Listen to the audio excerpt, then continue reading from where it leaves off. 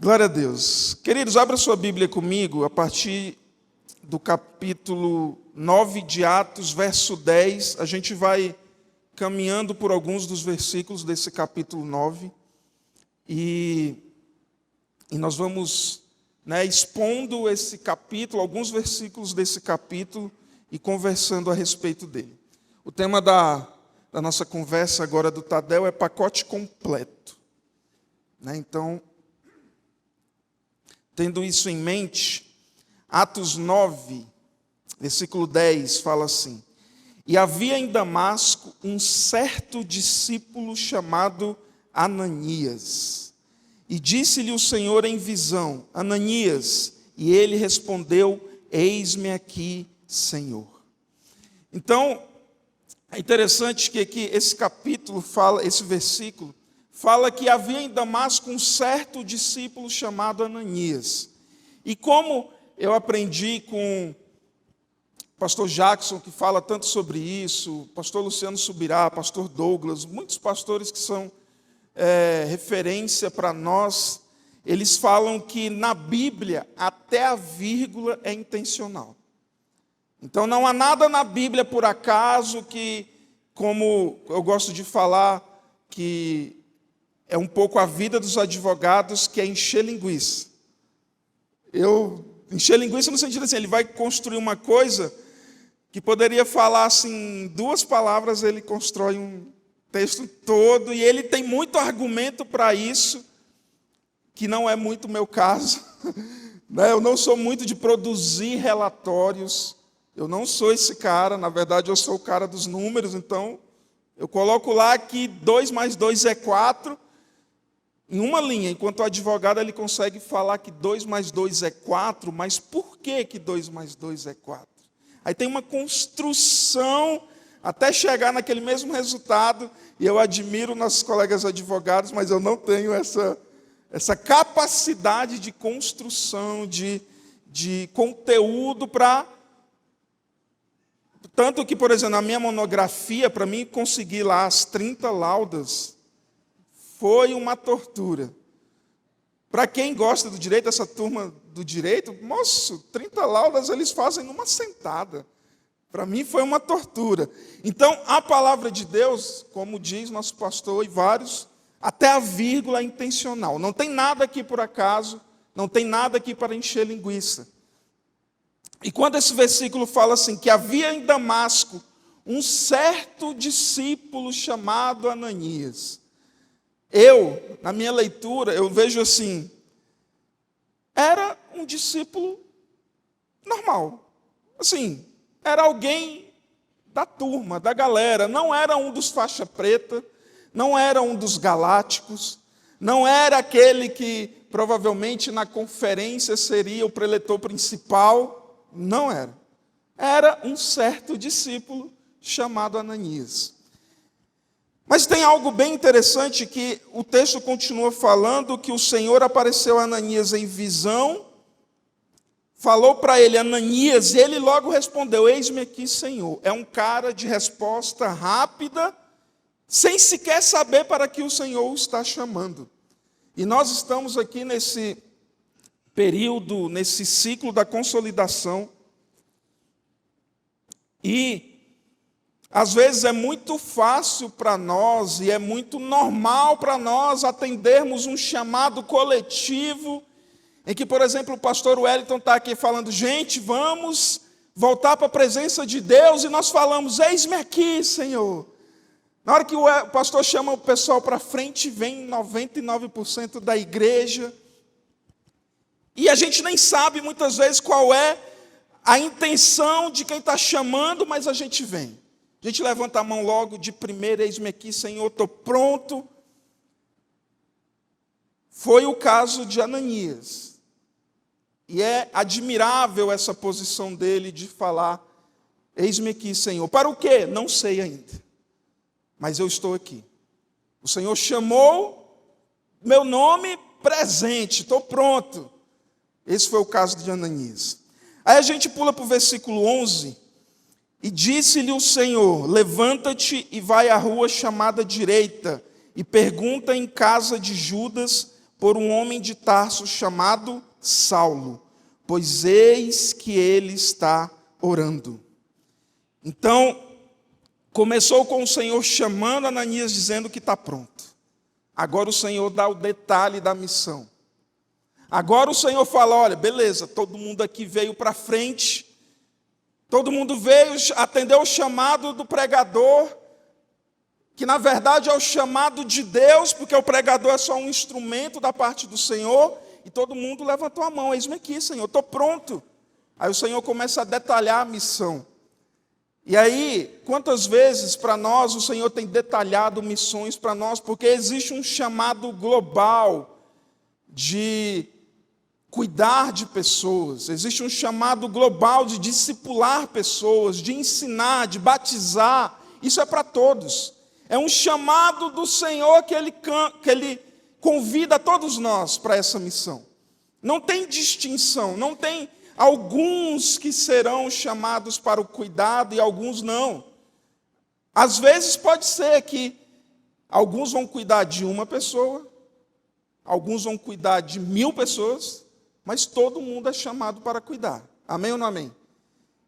E o Senhor tem dado a missão mais detalhada a cada um de nós. Cada um aqui tem uma missão mais detalhada da parte do Senhor que Ele tem nos dado. E você falou agora há pouco, eis-me aqui. E o Senhor só detalhou a missão porque Ananias atendeu ao primeiro chamado. Porque eu acredito que talvez se Ananias já tivesse nem falado eis-me aqui, ou nem tivesse ouvido a voz do Senhor, tivesse distante do Senhor, que nem estaria ouvindo a sua voz, talvez ele nem saberia qual é o detalhe da missão que Deus tinha para ele. Mas como ele atendeu ao chamado, e todos nós atendemos esse primeiro chamado, sem saber do que se trata, após o chamado, eis-me aqui, Ananias então ouve da parte do Senhor o detalhe para o que o Senhor estava chamando. E lembre-se, mais uma vez, Ananias, um certo discípulo de Damasco. Não era ninguém sobrenatural. Não era ninguém, como eu disse, que seria chamado para ser o preletor principal das nossas conferências. E aí Jesus dá o detalhe da missão. E aí a gente pula então para o verso 13. E respondeu Ananias, Senhor, há muitos ouvi acerca deste homem, quantos males tem feito aos teus santos em Jerusalém. E aqui que está o detalhe. Porque esse é o mesmo Ananias que lá no começo falou, eis-me aqui. Para o chamado global. E todos nós falamos, eis-me aqui, Senhor. Só que aí o Senhor detalha a missão, e aí a gente já está questionando a direção de Deus. Muitas vezes nós fazemos assim. Muitas vezes o Senhor tem um chamado, e Ele tem chamado para todos nós. Nós falamos, eis-nos aqui. Às vezes a gente já vai até mais além, eis-me aqui, envia-me a mim. E aí quando o Senhor dá o detalhe da missão, aí a gente já começa a questionar, mas espera aí, Senhor. Calma lá. Calma lá, porque esse homem chamado Saulo, eu já ouvi de muitos os males que ele tem feito contra o Senhor, contra o povo de Deus. É como se a gente estivesse falando para Deus, Senhor, o Senhor sabe quem é Saulo? O Senhor sabe quem o Senhor está mandando eu ir atrás? A gente distribuiu, eu sei que a maioria de vocês fizeram, todos nós fizemos uma distribuição de visitas na nossa área, nas nossas células. A gente recebe a lista lá, a gente olha fulano de tal. Na nossa cabeça eu sei que a gente nunca fala isso, a gente nunca expõe, mas a gente pensa aqui, Pastor Wellington, o senhor sabe quem é essa pessoa que o senhor está mandando eu visitar aqui? O senhor conhece a história desse cidadão? Quantas vezes eu já fui atrás e quantas já paguei um preço do tamanho do mundo pela vida? O senhor sabe quem é ele? O senhor está botando aqui na minha listinha para mim visitar, para mim ir atrás. E aí nós estamos questionando a autoridade do Senhor. O pastor Wellington falou aqui sobre Zacarias, Lucas capítulo 1. Tem dois chamados, 2 vezes que o anjo do Senhor aparece para 2 pessoas distintas. Primeiro para Zacarias. Zacarias questiona. É interessante, 400 anos de silêncio de Deus. Deus se manifesta para o sacerdote. Era o cara que estava fazendo o culto acontecer. Deus se manifesta, fala que ele será pai de João Batista. O que ele faz? Duvida. Questiona. O que acontece com aquele que duvidou e questionou? Ele ficou mudo até o nascimento do filho. Até o nascimento de João Batista, Zacarias ficou mudo. Lucas capítulo 1 fala também de uma outra oportunidade que o anjo apareceu para Maria. Falando quase que a mesma coisa, você vai engravidar. De você será gerado o Messias. E pensa, irmãos, eu sei que para nós parece ser algo assim, trivial. De você será gerado o Messias. Aquela geração e todas as gerações passadas aguardavam a vinda do Messias. Pensa aí naquilo que você mais sonha em toda a sua vida. Multiplica isso por 100. E agora tenta imaginar o anjo de Deus aparecendo para você e falando que isso vai acontecer. João Batista duvidou, ficou mudo. Maria falou, e ela já soube previamente o que aconteceria. A resposta dela foi, eis-me aqui. Faça comigo conforme a tua vontade. Então tem aqueles que, eis-me aqui, sem saber o que é, porque é global e é bonito vir à frente, é bonito levantar a mão. Já pensou, o pastor está falando aqui, pede para o pessoal levantar a mão, e eu não levanto a mão, vai ficar feio para mim, né, irmão? O pessoal vai me olhar, vai pensar que eu não sou crente, que eu não quero ajudar, mas eu levanto a mão, então, porque é bonito. Mas aí o pastor vem, então, e fala que é a missão completa. Final de outubro, a gente vai ter encontro. E aí, tem lá as tarefas. E nas tarefas tem, por exemplo, vou puxar a sardinha para a minha área, tem o PPTO. Aí agora eu vou chamar aqui, quem quer participar do PPTO? Por favor, não precisa levantar a mão, que eu não quero constranger ninguém. Mas tem muitos que não vão levantar a mão. Por quê? O PPTO não é tão espiritual. Para quem não sabe, o PPTO é pau para toda obra. Você limpa, lava. E aí alguns questionam, Senhor, mas como, Senhor? Como que eu vou servir no PPTO? Porque... Mas alguns são como Maria, que falam, Senhor, eis-me aqui, faça comigo, não conforme o que eu quero, mas conforme a tua vontade. E não importa qual seja a missão, quando eu falo eis-me aqui, é eis-me aqui para qualquer missão. E eu sou daqueles, eu já falei isso aqui várias vezes, eu sou daqueles que eu acredito piamente que se Deus te deu uma missão é porque Ele sabe que você dá conta. A parábola dos talentos fala que aquele Senhor deu talentos para cada um segundo a sua capacidade. Aquele que ganhou um tinha capacidade de multiplicar aquele um. Ele não multiplicou por N fatores, mas ele tinha. O Senhor não dá nada para ninguém que essa pessoa não consiga fazer, até porque tudo o que nós fazemos é o Senhor quem nos dá a capacidade de fazer. Se Ele me deu, é porque Ele sabe que eu dou conta. Eu posso até cambalear e duvidar e questionar, mas se o Senhor te colocou, por exemplo, como líder dessa célula, é porque Ele sabe que você dá conta, senão Ele não teria te colocado. Ou a vontade do Senhor é soberana, ou ela não é. Ou o Senhor vai, eu vou dar uma missão para aquela pessoa, mas eu sei que ela não dá conta, porque eu sou Deus, eu sei de tudo, eu sei que aquela pessoa não dá conta, eu vou dar a missão para ela. Irmãos, esse Deus de confusão não é o nosso Deus. A confusão está na nossa mente. Mas Deus, Ele sabe. Se Ele te deu, é porque você tem capacidade. E aí Ele deu a missão para Ananias. Ananias, vai lá, na casa de fulano de tal, tem um homem lá chamado Saulo de Tarso. Ele está orando e ele já está te aguardando. Inclusive, eu já falei para ele que você ia. E Ananias está aqui. Mas, Senhor, mas esse homem, mas não sei o quê. Mas, irmãos, a missão de Deus não é definida pelas nossas circunstâncias. Tem circunstância para todo mundo. Ninguém aqui vive numa bolha. Ninguém aqui fica num lugarzinho onde nada acontece ao nosso redor. Irmãos, tem coisa acontecendo ao redor de todo mundo a todo tempo. Você não é melhor ou pior do que alguém para achar que com você está tendo muita tribulação. Ah, mas com o irmão, não está. O irmão está com a vida boa. Põe a missão para o irmão ali, porque ele está muito tranquilo. Eu gosto até de um ensino, sei lá, uma frase que fala assim, que o Senhor, o pastor Luciano Subirá, ele gosta de falar isso. Fala que o Senhor geralmente chama justamente aqueles que estão ocupados. O Senhor não chama gente desocupada para nada.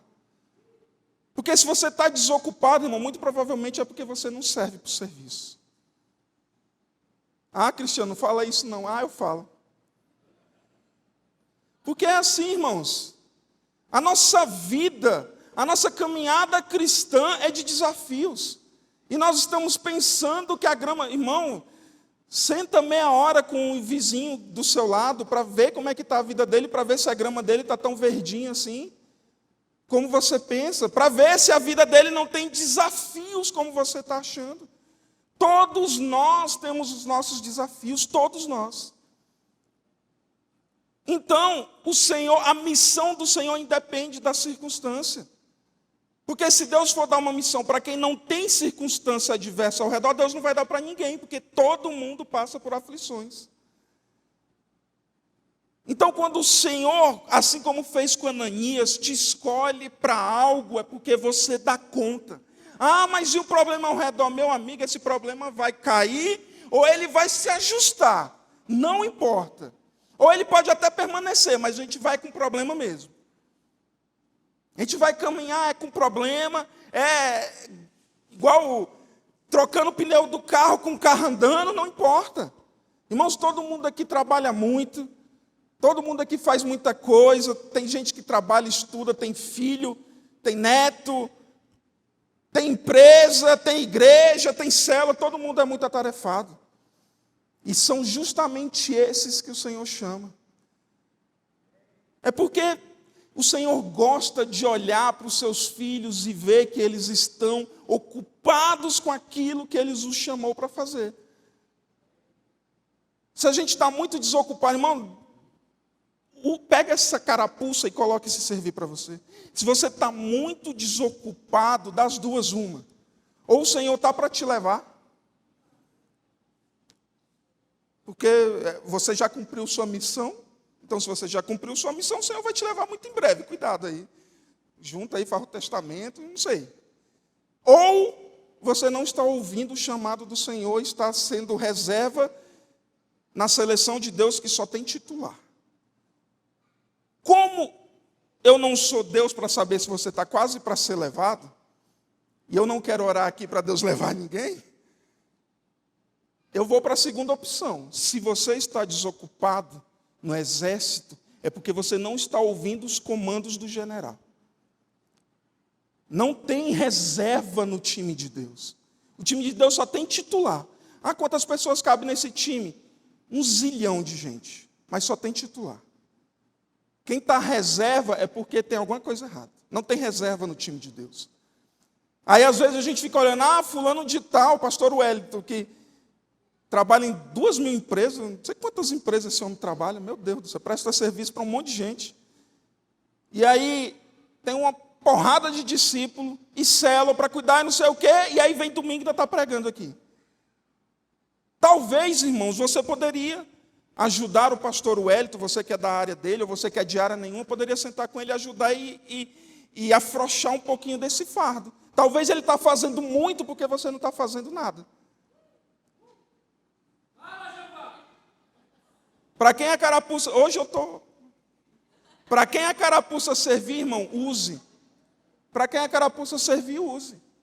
Porque, irmãos, não tem reserva no time de Deus, só tem titular.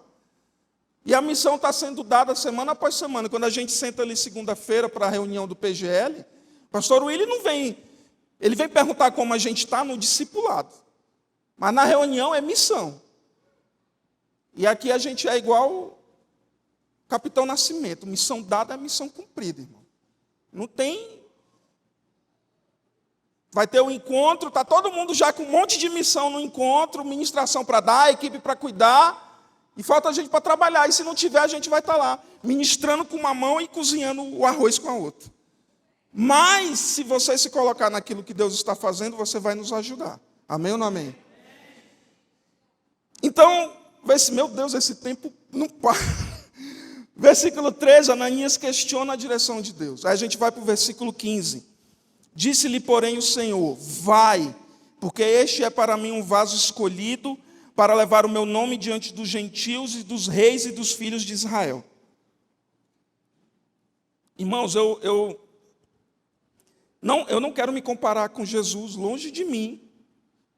Não quero me colocar no lugar de Deus, mas eu tenho aprendido com essa caminhada de cuidar de pessoas, que às vezes a pessoa chega, eu dou uma missão, a pessoa vem questionar a missão.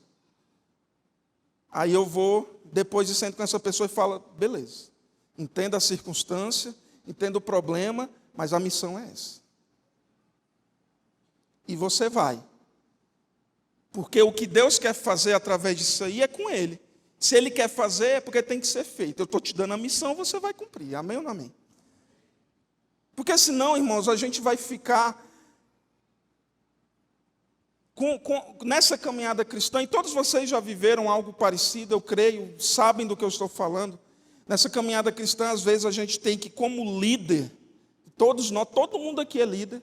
Se você não é, segura, daqui a pouquinho o seu pastor está te procurando para te dar alguma missão. Mas todo mundo aqui é líder. E nós, como líderes, às vezes temos que nos portar como líder. Eu tenho aprendido isso, e conversa após conversa eu tenho aprendido que eu tenho que cada vez mais me portar como líder. E como líder, irmãos, nós vamos cuidar, temos que aprender cada vez mais a nos preocupar com a pessoa, a saber se a pessoa está bem, a cuidar das feridas da pessoa, mas como líder, nós temos que entender que existe uma missão, nós não estamos aqui para brincadeira, e eu estou te ajudando quando eu te coloco naquilo que Deus está fazendo. Irmãos, entenda uma coisa, quando o Senhor está usando alguém para ainda insistir com a gente, para a gente caminhar nessa batalha, essa pessoa está nos ajudando. Porque se a gente não estiver naquilo que Deus está fazendo, a gente está fora do projeto de Deus. E um dia a gente vai se arrepender. Eu ouvi alguns anos atrás da Ana Lídia, filha do pastor Jacques. Ela falou assim que ela teve uma visão, e nessa visão que ela teve, ela viu uma árvore cheia de folhas secas se queimando. E o discernimento para ela foi que essa árvore era o avivamento de Deus. Mas que tinha algumas folhas que estavam do lado da árvore, secas também, mas que estavam só vendo o fogo consumir a árvore. E aí essas folhas secas eram pessoas que viram o avivamento acontecer, mas não participaram dele. Irmãos, isso para mim, Ana Lídia, tem idade uns 200 anos a menos que eu. Foi um tapa na minha cara. Isso para mim é Deus falando que o que Ele quer fazer, Ele vai fazer. A nossa escolha é participar ou não participar. E eu quero participar daquilo que Deus está fazendo. E quando eu insisto com você, quando o seu líder insiste com você para você continuar na caminhada, é para você participar daquilo que Deus está fazendo. E para que você não fique de fora do que Deus está fazendo. Porque o que Ele quer fazer, Ele vai fazer independente da nossa vontade. Ananias não queria, mas Deus falou, vai, porque esse homem é importante para mim, ele vai alcançar uma turma que é importante para mim, então a missão tem que ser feita. Eu acredito que Ananias, quando ouviu essa palavra, poderia ter escolhido não participar. Mas aí talvez Ananias nem estaria na palavra de Deus que a gente está ouvindo agora. Talvez Ananias teria sido... Porque o texto foi escrito depois do fato acontecido. Talvez se Ananias não tivesse escolhido não cumprir a missão, talvez Ananias, a gente nem saberia quem é Ananias. Quem está me entendendo, irmãos? O que o Senhor quer fazer, Ele vai fazer.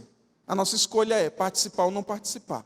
E eu quero estar no meio desse fogaréu, meu amigo, pegando fogo. Eu já sou preto mesmo, então já estamos juntos.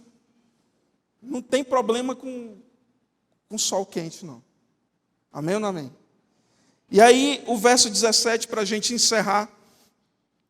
E Ananias foi e entrou na casa, impondo-lhes as mãos, disse: irmão Saulo. Cara, isso aqui me pega demais.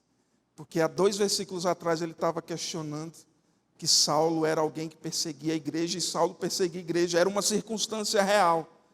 2 versículos depois, ele já chega lá, empossado da missão que Deus deu, e Paulo já não é mais o perseguidor da igreja. Paulo agora é o irmão Saulo. Irmão Saulo, o Senhor Jesus, que te apareceu no caminho por onde vinhas, me enviou para que tornes a ver e seja cheio do Espírito Santo. Irmãos, essa é a última vez que a gente ouve falar de Ananias. Depois é Barnabé que ajuda Saulo a se enturmar no meio da igreja, porque a igreja ainda estava com medo. A história de Ananias começa aqui e termina aqui. Mas foi Ananias que, mesmo questionando a vontade de Deus, se colocou submisso a ela, que encheu Paulo do Espírito Santo. Foi ele que deu vistas novamente a Paulo. Foi ele que, impondo as mãos, encheu aquele cidadão do Espírito Santo. E aí não está na Bíblia, é conjectura minha, depois eu converso com Deus, para a gente ver se é ou não é, mas eu acredito que muito do que Paulo foi por causa do que Ananias fez. Quem está me entendendo aqui? Então, irmãos, nós estamos nessa missão, nesse ciclo de consolidação. É fácil? Não é, irmãos. Toda vez que eu sento com meus discípulos, Edu e Renata, Dig, Tuânio, Tiago, eu sento com eles, está todo mundo falando, meu Deus, eu estou cheio de coisa para fazer. Estou abarrotado de coisa para fazer. E aí ele chega lá e tem mais missão para fazer. E estão lá, irmãos, e estão indo atrás, e estão visitando. E é engraçado que eles vão cumprir a missão e eles veem o testemunho acontecendo por causa da missão que eles cumpriram.